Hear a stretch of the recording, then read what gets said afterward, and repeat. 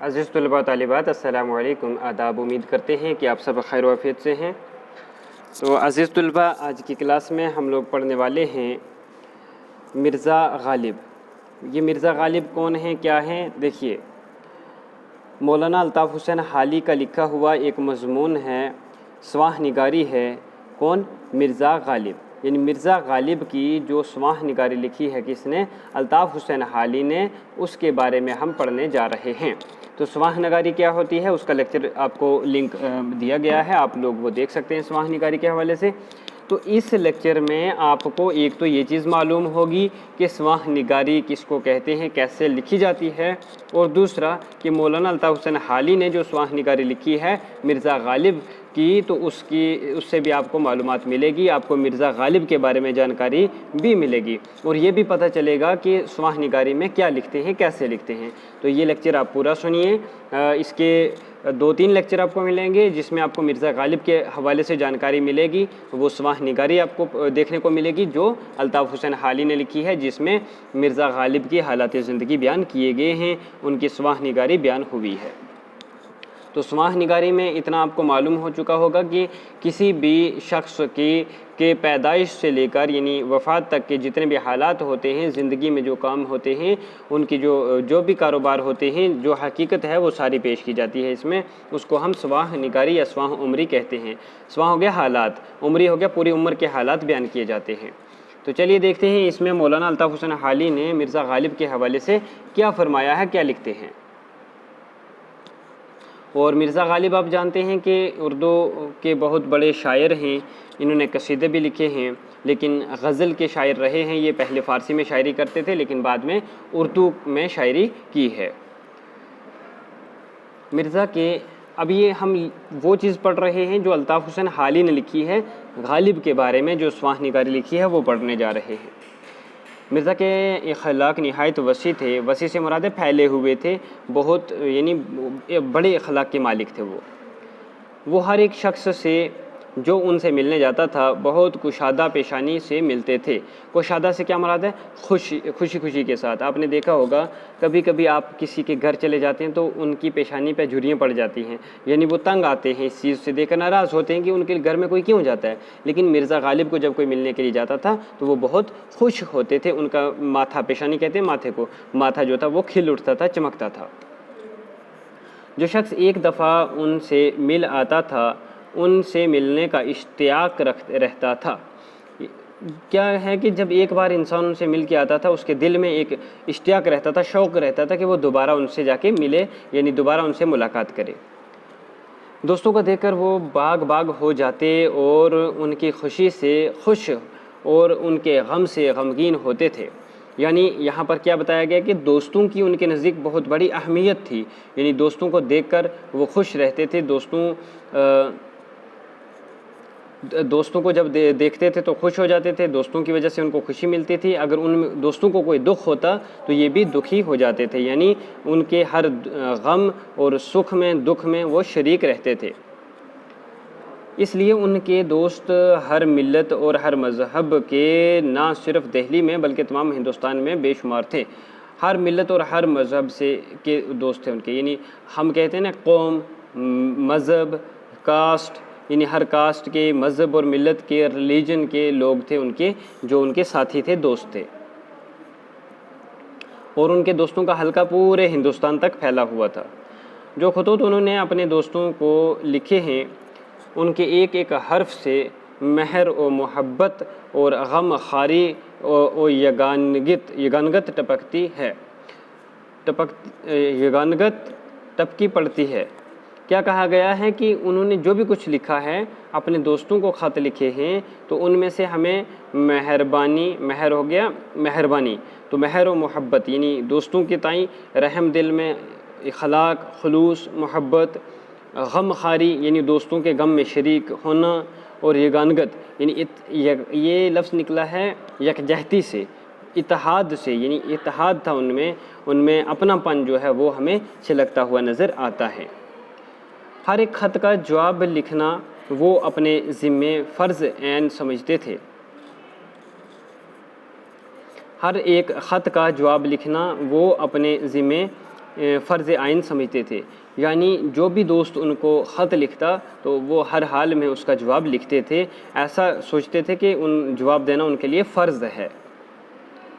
فرض عین وہ ہوتا ہے جو کام، فرض ہوتا ہے ڈیوٹی، وہ کام، وہ ابلیگیشن جو ہمیں ہر حال میں کرنی ہوتی ہے۔ ان کا بہت سا وقت دوستوں کے جواب لکھنے میں صرف ہوتا تھا۔ صرف سے کیا مراد ہے کہ خرچ ہونا، یعنی ان کا بہت زیادہ وقت جو جاتا تھا وہ کہاں جاتا تھا؟ دوستوں کو خط لکھنے میں جاتا تھا۔ بیماری اور تکلیف کی حالت میں بھی وہ خطوں کے جواب لکھنے سے باز نہ آتے تھے، یعنی چاہے بیمار ہوں، چاہے کوئی تکلیف ہو، کوئی بھی حال ہو، وہ دوستوں کو خط لکھتے ہی رہتے تھے۔ وہ دوستوں کی فرمائش سے کبھی تنگ دل نہ ہوتے تھے۔ تنگ ہونا مطلب دکھی ہونا، پریشان ہونا۔ دوستوں کی فرمائشیں رہتی تھی ان کو کہ کبھی کچھ شاعری کی اصلاح کرنی ہے، خطوط کے جواب لکھنے ہیں، پھر کچھ چٹکلے وغیرہ، لطیفے وغیرہ سناتے تھے ان کے لیے۔ تو اس طرح سے دوست ہمیشہ ان کو خط لکھتے ہی رہتے تھے۔ غزلوں کی اصلاح کے سوا اور طرح طرح کی فرمائشیں ان کے بعض خالص و مخلص دوست کرتے رہتے تھے۔ غزلوں کی اصلاح، تو اصلاح سے کیا مراد ہے کہ درستی کرنا۔ دوست زیادہ تر ان کو خطوط لکھتے تھے، کس لیے کہ جو غزلیں انہوں نے لکھی ہیں، شعر و شاعری لکھی ہے، اس کو درست کیا جائے، جو غلطیاں ہیں وہ دور کی جائیں، تو بتایا جائے کہ کیسے اپنی خامیوں کو دور کیا جا سکتا ہے، غزلیں اشعار کو صحیح کیسے کیا جا سکتا ہے۔ تو وہ بھی اور طرح طرح کی فرمائشیں بھی کرتے رہتے تھے ان کے جو دوست تھے۔ مخلص دوست کون سے ہوتے ہیں؟ سچے دوست۔ اور وہ ان کی تعمیل کرتے تھے، یعنی وہ دوست فرمائشیں کرتے تھے اور غالب ان کی تعمیل کرتے تھے، یعنی بات کو پورا کرتے تھے، مانتے تھے۔ لوگ ان کو اکثر بے رنگ خط بھیجتے تھے۔ بے رنگ ہو گیا کہ جن کا کوئی رنگ ڈنگ نہ ہو، مگر ان کو کبھی ناگوار نہ گزرا، یعنی کبھی برا نہ لگا۔ اگر کوئی شخص لفافے میں ٹکٹ رکھ کر بھیجتا تھا تو سخت شکایت کرتے تھے۔ انہوں نے میسور کے ایک شہزادے کو اپنی کتاب بھیجی ہے، اس نے کتاب کی رسید لکھی ہے اور قیمت دریافت کی ہے، ان کے جواب میں لکھتے ہیں۔ یہاں تک آپ کو کیا کہا گیا ہے کہ یہ ان کے اخلاق کے بارے میں بتایا جا رہا ہے کہ ان کے اخلاق کیسے تھے، دوستوں کے ساتھ تعلقات کیسے تھے۔ تو غالب کے بارے میں بتایا جا رہا ہے وہ کتنے کشادہ دل تھے، پر خلوص تھے، اخلاق و محبت کے ساتھ رہتے تھے، ہمیشہ دوستوں کے ساتھ اپنا وقت گزارتے تھے، دوستوں کو وقت دیتے تھے۔ تو زیادہ تر وقت جو ہے دوستوں کو خطوط لکھنے میں جاتے تھے، شاعروں کی اصلاح کرتے رہتے تھے۔ تو اسی طرح سے لوگ ان کو اگر خط لکھتے تھے، ٹکٹ بیچ میں بھیج دیتے تھے کہ یعنی واپس خط کا جواب بھیجیں گے تو ٹکٹ کا خرچہ نہیں آئے گا، تو وہ ان کو برا لگتا تھا کہ ٹکٹ کے پیسے کیوں بھیج رہے ہیں۔ تو ایک بار انہوں نے میسور کے کسی شہزادے کو اپنی کتاب بھیجی، تو ساتھ میں آگے سے شہزادے نے جب رسید پوچھی کہ کتاب کی قیمت کتنی ہے، تو انہوں نے کیا لکھا واپس میں؟ دیکھیے، حرف پرسش مقدار قیمت، چرا برزبان قلم رفت، ہجا نوازش نیاز مندان بے توانا نیست، بے سرمایہ امنا فرومایا، سخن ورم نہ سوداگر، یعنی میں کوئی سوداگر نہیں ہوں، تجارت کرنے والا نہیں ہوں، میں ایک قلم کار ہوں، لکھنے والا ہوں۔ تو آپ لوگ یعنی اگر فائدہ اٹھا لیں میری لکھی ہوئی تحریر سے تو وہی کافی ہے مجھے، یعنی میں کوئی تجارت کرنے والا نہیں ہوں کہ میں اپنی کتابیں بیچوں گا۔ میری کتابوں کی قیمت، ان کی قدر ہونی چاہیے، نہ کہ مجھے قیمت چاہیے۔ معینہ پوشم نہ کتاب فروش پذیر ندا، یعنی میں کوئی کتابیں بیچنے والا نہیں ہوں کہ میں کتابوں کی قیمت لوں گا یا بیچوں گا کتابیں، مجھے کتابوں کی قدر کرنے والے چاہیے۔ تو یہ ان کا مقصد کیا تھا کہ کتاب کی قیمت کیوں پوچھی ہے آپ نے، میں کتابیں بیچتا نہیں ہوں۔ آگے کیا کہتے ہیں، فارسی میں لکھا گیا ہے، آپ تھوڑا پریشان نہ ہوں، تو اگر تھوڑا سا مشکل لگ رہا ہے سمجھنے میں تو اس کا یہی مفہوم ہوگا کہ یعنی کتابیں بیچتا نہیں ہوں، میں کوئی تجارت کرنے والا نہیں ہوں، تو آپ کتابوں کو پڑھیے، قدر کیجئے کتابوں کی، مجھے یعنی کتابوں کو پڑھنے والے چاہیے، کتابوں کو سمجھنے والے، میرے جو اشعار ہیں کتابیں ان کی قدر کرنے والے چاہیے، نہ کہ کوئی خریدنے والے یا بیچنے والے۔ تو اس سے مراد کیا ہے کہ میں کوئی تجارت نہیں کر رہا ہوں اپنے اشعار کی۔ مروت اور لحاظ مرزا کی طبیعت میں بدرجہ عقائد تھا، وہ کسی کا لحاظ نہیں کرتے تھے، سیدھے طور پر جس کو اچھا کہنا برا کہنا کہہ ڈالتے تھے۔ آگے کیا کہتے ہیں، باوجود یہ کہ آخر عمر میں وہ اشعار کی اصلاح دینے سے بہت گھبرانے لگے تھے، یعنی عمر جب دراز ہو گئی، طبیعت خراب رہنے لگی، تو پھر تھوڑا مشکل ہوتا ہے ذہن پر زور ڈالنا، اصلاح کرنی اشعار کی، کیونکہ اصلاح میں کیا ہوتا ہے کہ اشعار کی درستی کی جاتی ہے، جہاں پر غلطیاں ہوتی ہیں اس کو درست کیا جاتا ہے۔ بحر، قافیہ، ردیف وغیرہ بہت ساری چیزیں ہوتی ہیں، ان کو دیکھنا، اشعار کے وزن برقرار رکھنا، موضوع کے متعلق اس کو صحیح معنی میں لانا، تو یہ چیزیں کافی مشکل ہوتی ہیں۔ تو اب ان کی طبیعت آخر عمر میں جب خراب بھی تھی، لیکن کیا ہوا، بَإِنْهَمَا کبھی کسی کا قصیدہ یا غزل بغیر اصلاح کے واپس نہ کرتے تھے، یعنی اتنی مشکل حالات میں بھی کبھی انہوں نے اصلاح کے بغیر کسی کی غزل یا قصیدہ واپس نہیں کیا۔ ایک صاحب کو لکھتے ہیں، جہاں تک ہو سکا احباب کی خدمت بجا لایا اور آنکھ اشعار لیٹے لیٹے دیکھتا تھا، یعنی لیٹ کر میں کیا کرتا ہوں، اشعار دیکھتا ہوں اور اصلاح دیتا تھا۔ اب نہ آنکھ سے اچھی طرح سوجے، نہ ہاتھ سے اچھی طرح لکھا جائے، یعنی نہ ہی اب میں لکھ سکتا ہوں اور نہ ہی پڑھ سکتا ہوں اچھی طرح کہ کیا لکھ کر کسی نے بھیجا ہے۔ بزرگ ہو گئے، جب طبیعت خراب ہو گئی، کہ پہلے میں نے لیٹ کر کوشش کی ہے کہ جتنا ہو سکا لیٹ کر، میں جب بیٹھ نہیں سکتا تھا تو لیٹ کر بھی میں نے اشعار کو درست کر کے جواب دیے ہیں۔ کہ شاہ شرف بو علی قلندر کو بسبب قبرصن کہ خدا نے فرض اور پیغمبر نے سنت معاف کر دی تھی، کہ یعنی ایسی حالات میں جو ہے وہ فرض اور سنت بھی معاف ہو جاتے ہیں جب انسان بیمار ہوتا ہے۔ میں متوقع ہوں کہ میرے دوست بھی خدمت اصلاح اشعار سے مجھے معاف کریں گے، یعنی اب میں یہ ابو علی قلندر کس کو رحمۃ اللہ علیہ کس کو کہا جاتا ہے، یہ حضرت علی رضی اللہ تعالیٰ عنہ کا لقب ہے۔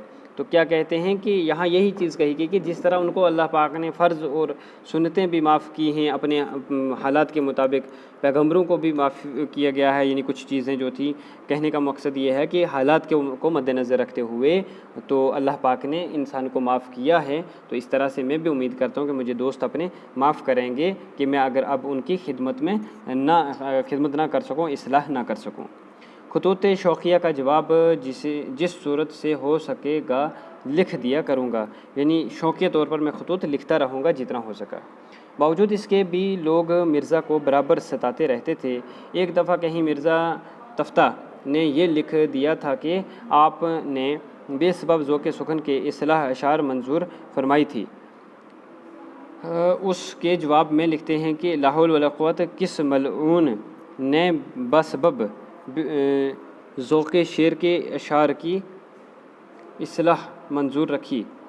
اگر میں شعر سے بیزار نہ ہوں تو میرا خدا مجھ سے بیزار۔ میں نے تو بطریق قہر درویش بنجان درویش لکھا تھا۔ کہنے کا مقصد کیا ہے کہ ان کا دوست جو تھا مرزا تفتہ، انہوں نے خط میں کہا کہ آپ یعنی ناراض ہوتے ہیں، آپ اشعار کی اصلاح نہیں کر رہے ہیں، تو اس کا مطلب یہ ہے کہ اب آپ کی جو ہے وہ بے توجہی ہے، یا اس طرح سے انہوں نے کہا کہ آپ یا اس کام کو نہیں لے رہے ہیں، مطلب آپ بے توجہی کیوں ظاہر کر رہے ہیں۔ تو اوپر سے انہوں نے کیا لکھا کہ لا حول ولا قوت، میں ایسا نہیں کر رہا، بلکہ یعنی ان کی طبیعت خراب ہے جس کی وجہ سے اب وہ یہ کام انجام نہیں دے سکتے۔ کہتے کہ اگر میں اس اشعار سے بیزار ہو جاؤں، تنگ ہو جاؤں، تو میرا خدا مجھ سے تنگ ہو جائے گا، تو اس طرح سے میں ایسے نہیں کہہ سکتا۔ میں نے تو بطریق قہر درویش بنجان درویش لکھا تھا، جیسے اچھی جو بروے خاوند کے جیسے اچھی جورو برے خاوند کے ساتھ مرنا برنا اختیار کرتی ہے، میرا تمہارے ساتھ وہ معاملہ ہے۔ کیا کہا گیا ہے کہ یعنی میں کبھی اشعار کی اصلاح سے تنگ نہیں ہوتا، نہ انکار کرتا ہوں، بلکہ کیا ہوا ہے کہ اب میری طبیعت اس قابل نہیں رہی کہ میں اشعار کی اصلاح کر سکوں، اور یہی معاملہ ہے کہ مجھے پریشانی کے عالم میں یہ چیز چھوڑنی پڑ رہی ہے، ورنہ میں اشعار کی آپ لوگوں کی خدمت کرنے سے بیزار نہیں ہوں۔ جس طرح ایک اچھی عورت جو ہے وہ برے خاوند کے ساتھ بھی جیتی بھی اسی کے ساتھ ہے اور مرتی بھی اسی کے ساتھ ہے، اسی طرح میں بھی آپ لوگوں کے ساتھ ہوں، آپ کی خدمت کے لیے حاضر ہوں۔ تو عزیز طلبہ، آج کے لیے اتنا ہی. کل ہم اس سے آگے پڑھیں گے. تو آپ لوگ توجہ فرمائیے کہ ہم سواہ عمری پڑھ رہے ہیں. کس کی؟ الطاف حسین حالی نے لکھی ہے مرزا غالب کی. تو یہاں پر آپ دیکھ رہے ہیں کہ ان کے حالات، واقعات، ان کی بات چیت، کارنامے سب کچھ بیان کیا جا رہا ہے. تو اسی طرح سے حالات زندگی بیان ہوتی ہے. تو آج کے لیے اتنا ہی. اللہ حافظ. نوازش، شکریہ. کل اس سے آگے پڑھیں گے. مہربانی. Thank you so much.